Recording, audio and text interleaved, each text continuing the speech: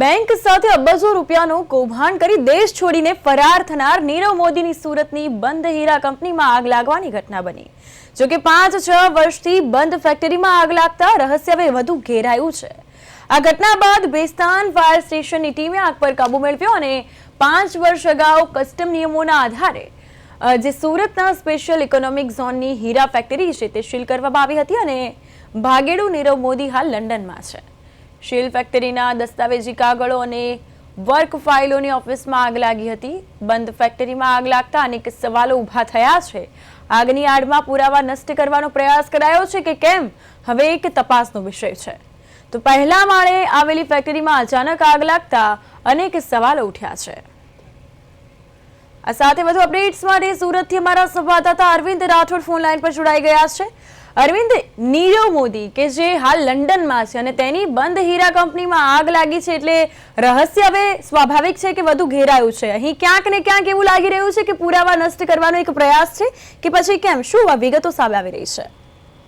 ચોક્કસ જે રીતે બેંકો સાથે અબજો રૂપિયાનું જે કૌભાંડ આચરી અને દેશ છોડીને જે પ્રમાણે નીરવ મોદી જે છે તેની સુરતમાં જે વર્ષોથી બંધ ફેક્ટરી છે હીરાની કંપનીમાં અને તેમાં આગ લાગેલી હતી, એટલે 5-6 વર્ષથી આ ફેક્ટરી બંધ છે ત્યારે આગ કયા કારણોસર લાગી એટલે રહસ્ય ચોક્કસ ઘેરાયું છે। બીજી તરફ જે રીતે આગનો કોલ મળવાની સાથે વેસ્તાન ફાયરની ટીમે આગ પર કાબુ મેળવ્યો હતો ત્યારે નીરવ મોદી છે તે હાલ લંડનમાં છે અને જે રીતે 5 વર્ષ અગાઉ કસ્ટમ નિયમોના કારણોસર સુરતના સ્પેશિયલ ઇકોનોમિક ઝોનની જે હીરાની ફેક્ટરી છે તેને સીલ કરવામાં આવી હતી અને ખાસ કરીને સીલના ફેક્ટરીમાં જે કેટલાક દસ્તાવેજી કાગળો અને વર્ક ફાઇલો ઓફિસમાં હોઈ શકે છે એટલે આવું અનુમાન પ્રાથમિક દ્રષ્ટિએ લાગે છે, કારણ કે બંધ ફેક્ટરીમાં આગ કેવી રીતે લાગી એટલે પ્રશ્નાર્થ ચોક્કસ ઉઠે અને ખાસ કરીને આગની આડમાં આ પુરાવા નષ્ટ કરવાનો એક પ્રયાસ છે કે કેમ તે હવે તપાસનો વિષય ચોક્કસ બની જાય છે। કારણ કે નીરવ મોદી એટલે ભાગેડું અને જે રીતે અબજો રૂપિયાનું સરકારનું આપણું કરીને જનાર જે લંડનમાં છે ત્યારે અને તેની જે રીતની આ ઘટના જયારે આગમાં લાગી છે ત્યારે ચોક્કસ તપાસનો વિષય છે। એટલે હવે તપાસના અંતે કેટલાક ખુલાસા થાય તેવી પણ આશંકા સેવવામાં આવી રહી છે। જી બિલકુલ, અહીં સવાલ એ ઉભા થાય છે કે આ આગ આકસ્મિક રીતે લાગી છે કે પછી લગાડવામાં આવી છે?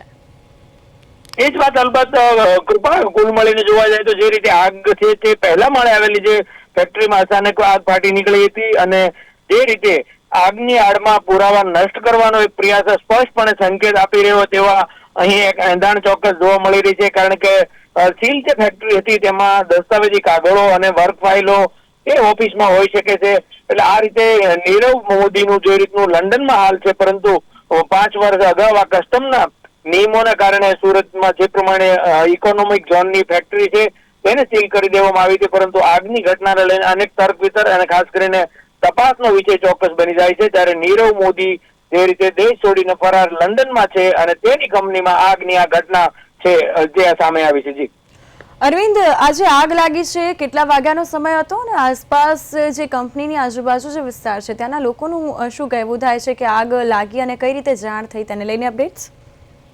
હાલ જે રીતની પ્રાથમિક જે રીતે માહિતી મળી રહી છે તે મુજબ આ વેસ્તાન ફાયરની ટીમ પર આગમાં કાબુ મેળવ્યો હતો, પરંતુ જે રીતે અગાઉ 5-6 વર્ષથી એટલે બંધ ફેક્ટરી હતી એટલે સ્થાનિકોમાં ખાસ કરીને જે રીતે ફેક્ટરીઓ આવેલી હોય છે એટલે બીજા લોકોમાં કોઈ ભયનો માહોલ નહોતો, પરંતુ પહેલા માળે આગ લાગી અને 5-6 વર્ષ જેટલામાં બંધ ફેક્ટરીમાં આગ લાગી એટલે રહસ્ય ચોક્કસ ગણી શકાય। પરંતુ વેસ્તાન ફાયરની ટીમે આગ પર સંપૂર્ણ રીતે કાબુ મેળવી લીધો છે અને ગઈ રાત્રિની આ ઘટના છે। જી બિલકુલ અરવિંદ, તમામ માહિતી બદલ આપનો આભાર।